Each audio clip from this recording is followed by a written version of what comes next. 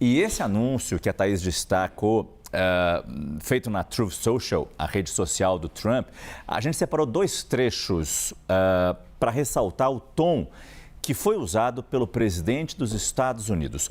Logo na primeira frase, ele diz o seguinte: com base na falta de respeito que a China demonstrou aos mercados mundiais para anunciar o aumento da tarifa para 125% nas exportações chinesas para os Estados Unidos. E aí, logo depois, no mesmo texto, já no finalzinho, quando anunciou o congelamento de tarifas a 10%, Trump citou que foi procurado por mais de 75 países e escreveu: esses países não retaliaram de forma alguma contra os Estados Unidos por minha forte sugestão.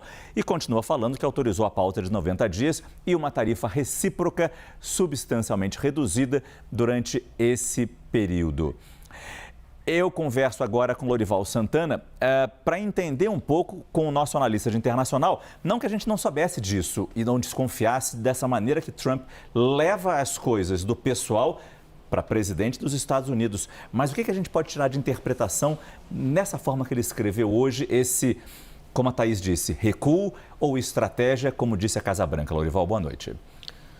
Boa noite. Bem, em primeiro lugar, está havendo uma negociação, vai ser lançada, aliás, uma investigação no Senado americano sobre se houve insider trading, porque 5 horas antes de anunciar a suspensão dessas tarifas recíprocas, ele falou para as pessoas comprarem. Então, o senador Adam Schiff, que é da Califórnia, democrata, disse que vai investigar se houve algum ganho disso. Mas, independentemente de ganho econômico, financeiro dele, ou de assessores, ou de associados a ele, o Trump ele encontrou nas tarifas uma forma de concentrar poder, uma forma de, individualmente, como presidente, determinar o valor das coisas, o preço de cada coisa, porque a tarifa ela tem, num mundo globalizado, esse poder.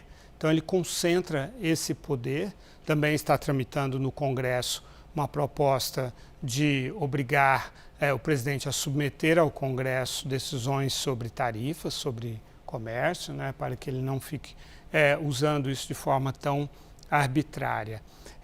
Mas dizer que as pessoas estavam procurando para negociar, é impossível 75 países falarem com o presidente ou com os assessores dele num intervalo tão curto. Esse é o primeiro ponto. Segundo ponto, a União Europeia decidiu hoje que vai aplicar tarifas retaliatórias aos Estados Unidos.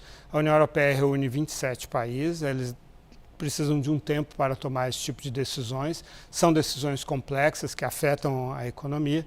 Mas depois de todo esse circo armado pelo Trump, a União Europeia anunciou: nós vamos adotar tarifas retaliatórias. Um outro ponto, não existe o que negociar. Os países já adotam tarifas muito baixas, os países avançados e até mesmo países como o Vietnã.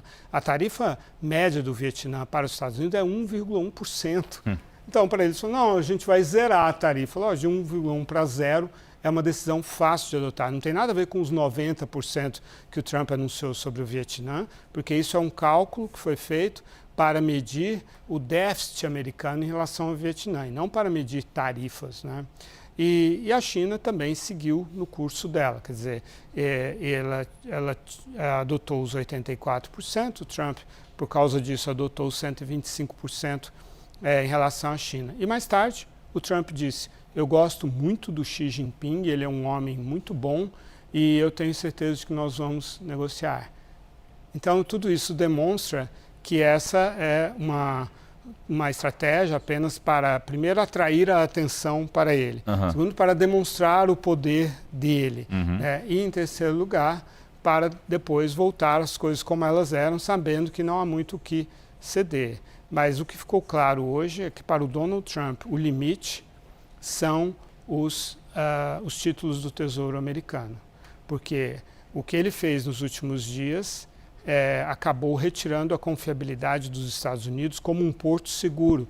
Porque antes, mesmo as crises provocadas pelos Estados Unidos, como foi a crise financeira de 2008, 2009, os países, os investidores recorriam ao dólar e aos títulos do Tesouro como um porto seguro, mesmo que a crise fosse provocada pelos Estados Unidos.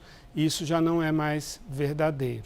Então, ele não cedeu diante da queda das ações das bolsas de valores, mas cedeu hoje diante dos títulos do Tesouro. Então, o mercado já sabe o que fazer para fazer o presidente recuar. Esse é Lorival Santana, nosso analista internacional, que ainda nessa edição volta ao CNN Prime Time.